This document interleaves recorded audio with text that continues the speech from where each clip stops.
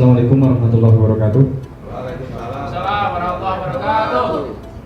Perkenalkan, nama saya Muhammad Kamal. Saya berasal dari SMP Negeri 1 Kutasari, Kabupaten Purbalingga. Baik, saya tampilkan dulu kondisi awal pembelajaran ketika saya menggunakan metode ceramah dalam pembelajaran. Yang pertama adalah siswa kurang aktif dan hanya sebagai pendengar. Kondisi ini ya di mana-mana pasti sama ketika kita hanya membaca buku atau kadang hanya LKS dibaca, bahkan bacanya itu tidak sambil memandang siswa. Nah, itu siswa pasti akan merasa bosan. Kemudian juga siswa akhirnya kurang bersemangat belajar. Nah, dari kondisi itu saya sebenarnya dari dulu pengen mengembangkan berbagai macam media pembelajaran, tetapi tantangannya adalah waktu yang diperlukan untuk menyiapkan media pembelajaran yang interaktif dan bervariasi itu tentunya membutuhkan waktu yang tidak sedikit. Nah, belum lagi berbenturan dengan tugas-tugas lain, apalagi banyak tugas tambahan yang selalu menyertai Bapak Ibu guru. Kemudian kurangnya kemampuan diri dalam mengembangkan bahan ajar interaktif. Ya, tentunya sebenarnya konten-konten atau tutorialnya itu banyak sekali di internet untuk membuat media ajar interaktif. Tetapi mungkin ya karena kelemahan saya atau mungkin kemalasan saya, sebenarnya bukan itu, kemalasan saya sehingga kurang dapat membuat variasi pembelajaran. Nah, selanjutnya ini setelah saya mengikuti pelatihan Canva di sini, ini ada saya punya media ajar yang sangat sederhana tentang membuat webblog. Itu materi di kelas 7 informatika. Saya itu cuma 4 slide saja. Yang pertama web ini, kemudian saya sampaikan tujuan pembelajarannya. Maaf kecepatan. Nah, tujuan pembelajarannya adalah yang pertama mengetahui adanya weblog, dan seterusnya itu 3 tujuan pembelajaran saya sampaikan di sini. Terus setelah saya sampaikan langsung saja kayak ke materi. Ada 1, 2, 3, 4, 5. Ada 5 hal yang saya sampaikan ke siswa. Yang pertama adalah pengertian. Nah, saya cuma pengantar saja. Setelah saya kasih slide ini, saya beri pengertian bahwa apa itu weblog. Kemudian siswa saya suruh untuk mengeksplor. Maaf tadi kliknya kejauhan.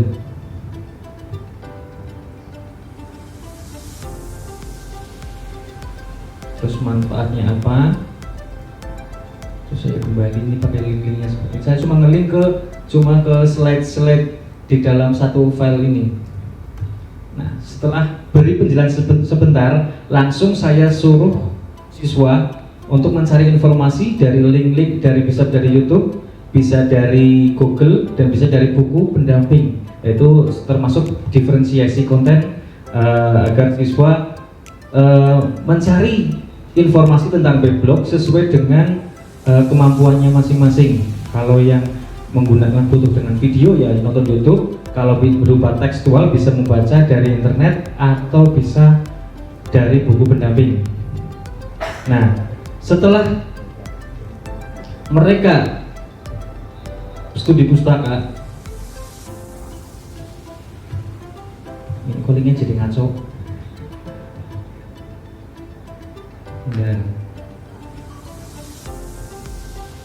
Dan saya suruh untuk berdiskusi. Ini juga termasuk diferensiasi bahwa mereka membuat weblog sesuai kemampuannya. Sesuai, kan banyak sekali web yang menyediakan layanan weblog. Contohnya ada Blogger, ada WordPress dan sebagainya. Jadi saya persilahkan memilih sesuai kemampuan dan apa yang disukainya, apa yang diminatinya. Kemudian sempurnakan menggunakan template sesuai kemampuan juga. Dan yang terakhir saya suruh untuk mempresentasikan hasil apa yang telah dibuat weblog itu di depan kelas sesuai kelompoknya. Itu saja yang saya bikin, sangat sederhana sekali. Dan yang terakhir ini refleksi.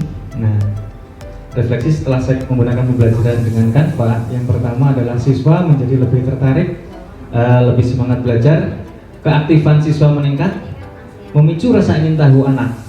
Nah, ketika saya menggunakan Canva, anak kan akan jadi, kayak menarik sekali. Akhirnya mereka terpacu untuk bisa membuat animasi seperti yang saya bikin.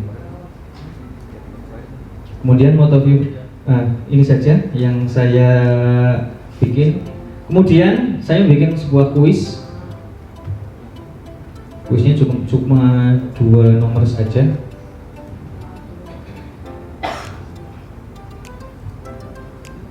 Dan ini ada petunjuk kuisnya.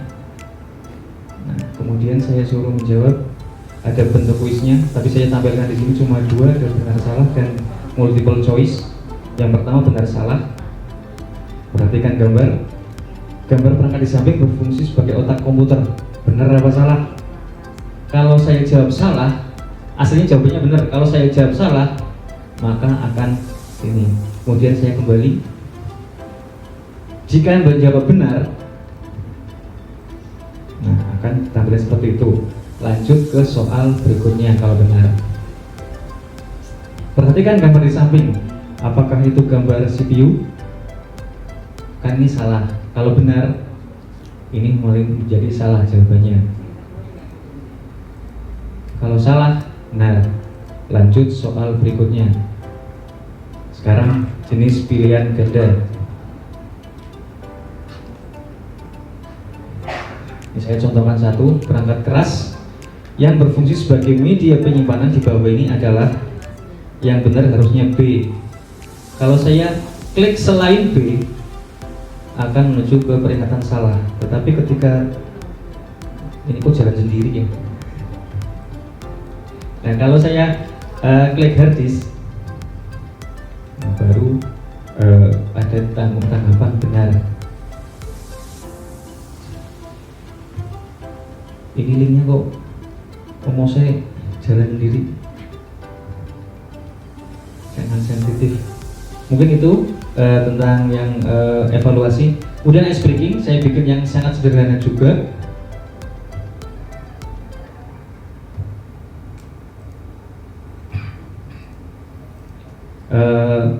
Saya bikin pertanyaan bahwa untuk menyebutkan warna yang tampil, bukan tulisan apa yang tampil. Nah, ini ya sering sekali kan kita mendapat ice breaking semacam itu.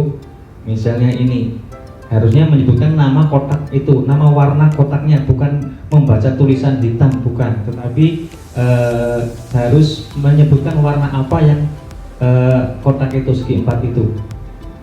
Tapi ketika orang kurang berkonsentrasi, pasti langsung begitu ditampilkan itu, pasti langsung secara spontan akan mengucapkan hitam dan seterusnya. Itu ada 3, ada merah dan sebagainya. Nah, mungkin itu dulu yang saya bisa buat, sangat sederhana sekali. Mohon maaf atas kekurangannya. Saya akhiri. Assalamualaikum warahmatullahi wabarakatuh.